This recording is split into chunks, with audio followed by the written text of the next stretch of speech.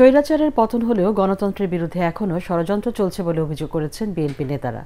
২১ ফেব্রুয়ারি মহান শহীদ ও আন্তর্জাতিক মাতৃভাষা দিবস উপলক্ষে রাজধানীর ইঞ্জিনিয়ার্স ইনস্টিটিউশন মিলনায়তনে আলোচনা সভায় নেতারা বলেন, অন্তর্বর্তী সরকারকে মানুষের প্রত্যাশা পূরণে কাজ করতে হবে। ভাষা আন্দোলনের ধারাবাহিকতায় ২৪-এর গণ অভ্যুত্থানের পরে এখনও গণতন্ত্র প্রতিষ্ঠা করা সম্ভব হয়নি উল্লেখ করে নেতারা বলেন, যে ভোটের জন্য এত আত্মত্যাগ, সে নির্বাচনকে উপেক্ষা করা হচ্ছে।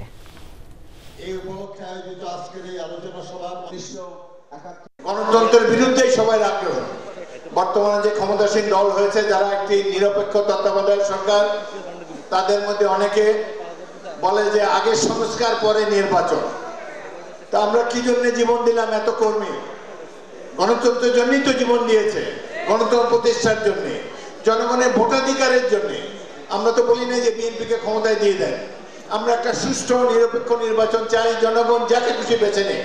আমাদের দেশে গণতন্ত্র ফিরিয়ে আনতে হবে, স্বৈরাচার থেকে আমাদের সমাজকে রূপান্তরিত করতে হবে একটি গণতান্ত্রিক সমাজ ব্যবস্থা।